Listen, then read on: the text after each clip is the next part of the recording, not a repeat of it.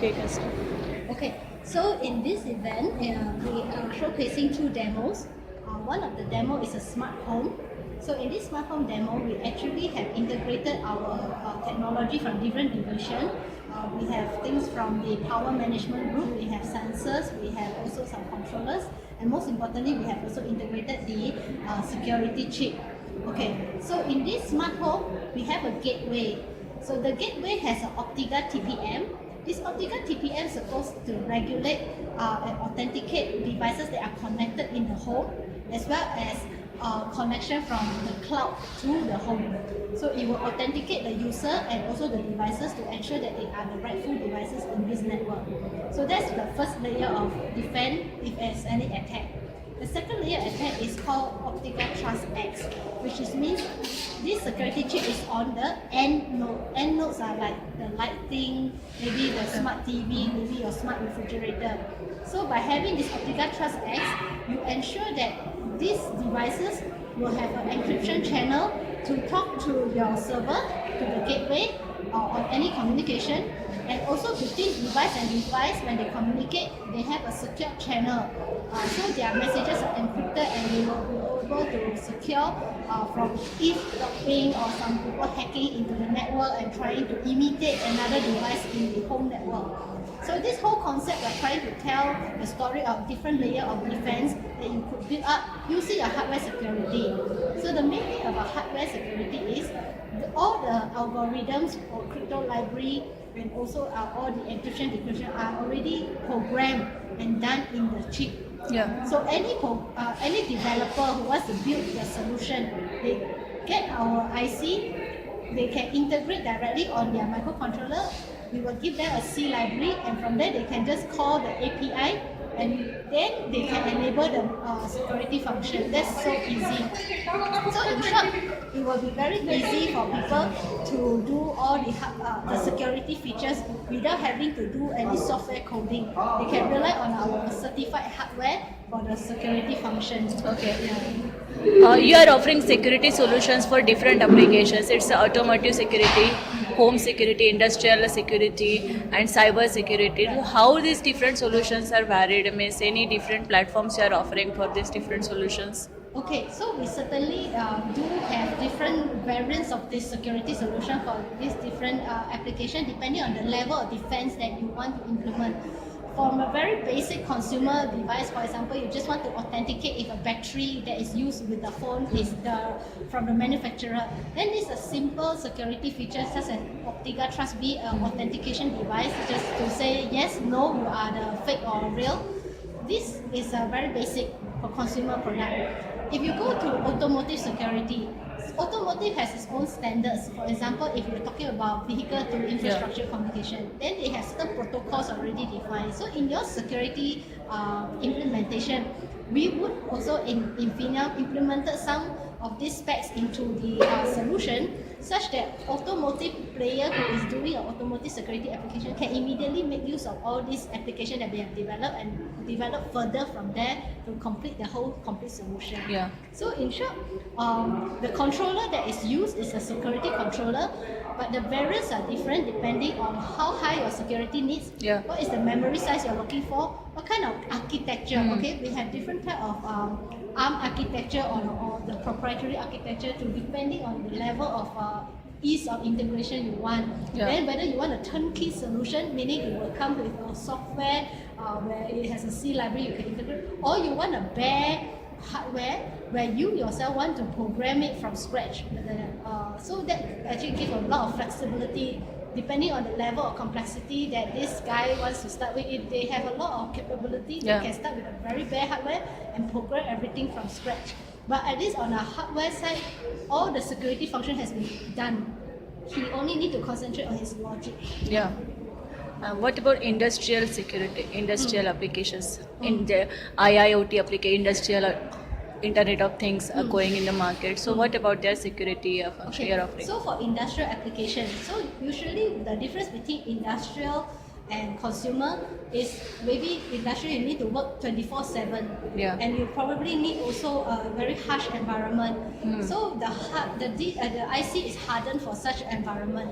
And the next thing also, because in an industrial application, maybe nobody is going to go and meddle with the equipment for a long time. It's supposed to work by itself. So your security function you implement there has to be able to do an upgrade, firmware upgrade remotely.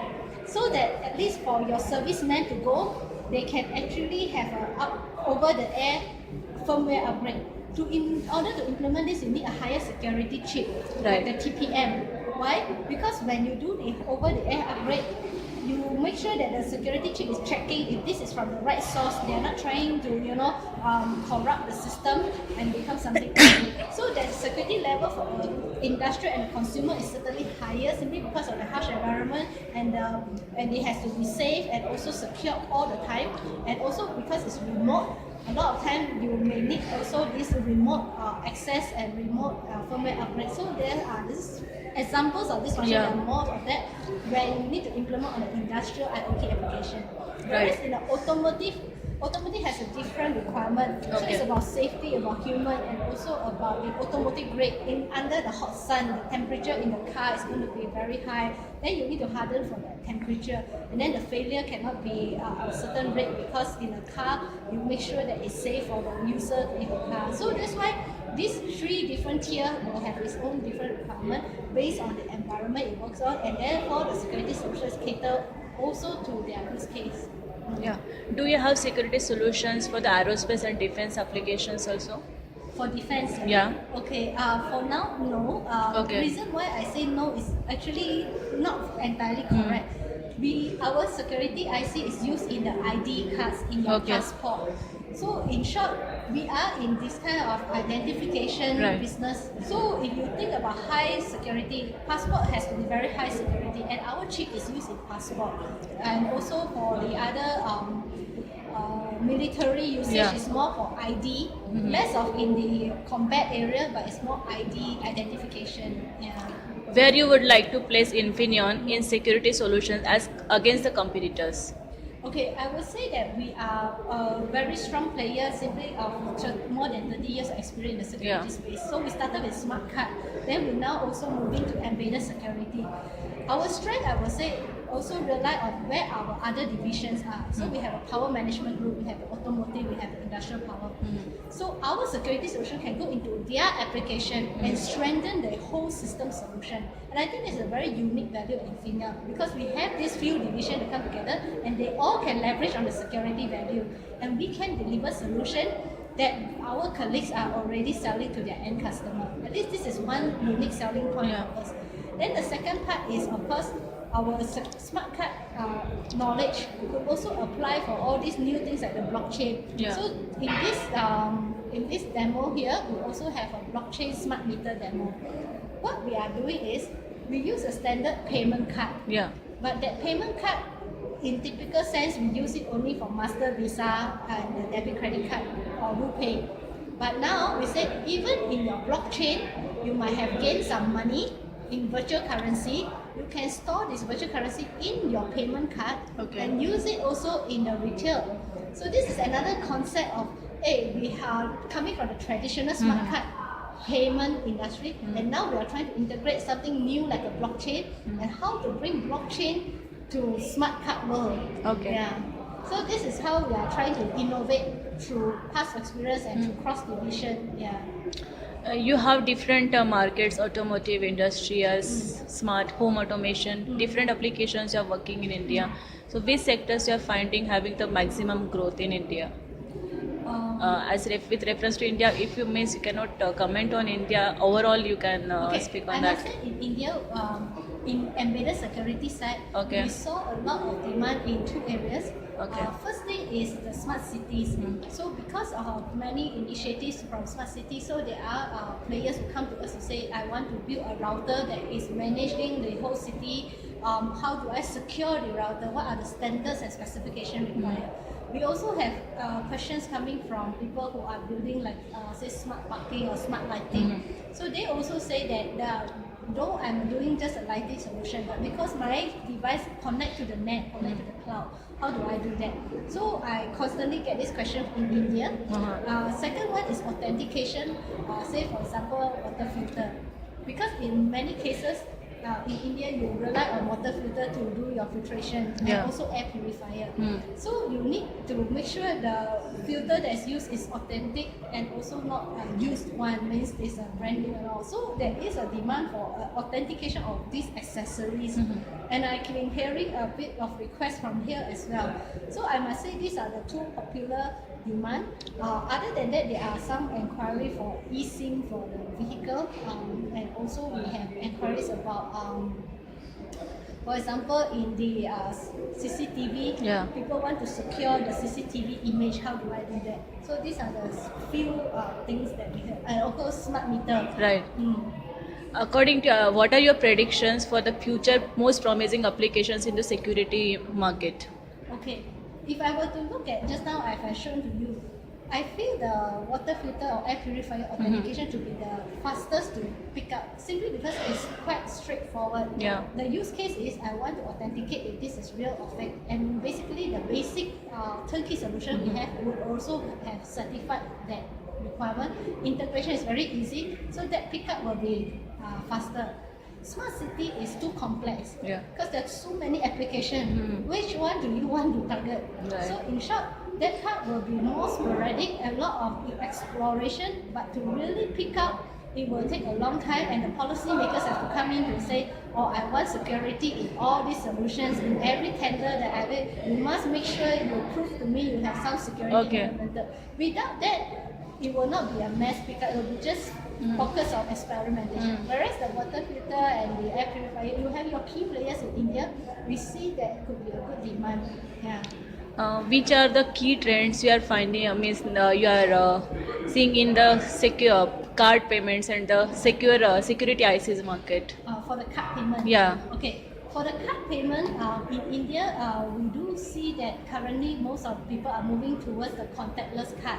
So from the traditional contact-based card, we are now seeing also the contactless, Yeah. and also using for transportation. This is certainly a trend already happening, and it's going to pick up very quickly. Okay. And most of the banks like SBI and all are also supporting Yeah. this. Yeah. Second part is there is some speculation. Why I still say speculation, because they are talking about biometric on the card. The biometric on the card is a good concept, especially when you have AHA and all. So in short, of course, it's not mandatory for AHA in the banking now, but in short, you can authenticate your purchase not by signing or by your PIN, but with your fingerprint. Why I say it's still experimentation, because the card itself is still expensive. To use it for the mass market, it has to be at least somewhat much lower than the current pricing. So there's a lot more innovation that has to be done to make it suitable for Indian market. Yeah. But for premium customers, yes, they can have biometric with the card. And the third one is all these smart card now having more application. Means to say, besides just doing payment, they want to maybe add an ID function. They maybe also want to add in some loyalty points added into it. Like I showed today, the Bitcoin one. Maybe one card also can hold some Bitcoin wallets and all. So there's multi-application cards coming up.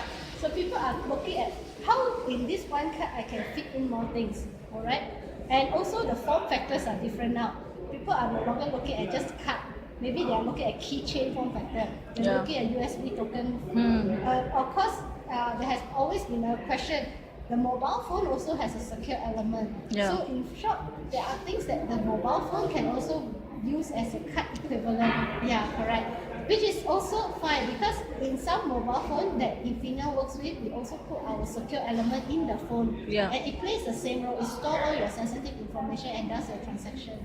So if those phones come with this, that is secure. If those phones only rely on software to run all this, that is not that secure. So we will want to at least have this conversation with the manufacturer to say, why don't you put in some hardware security? Yeah. Thank you. No problem. Thank I you. hope I answered to your question. Yeah, great.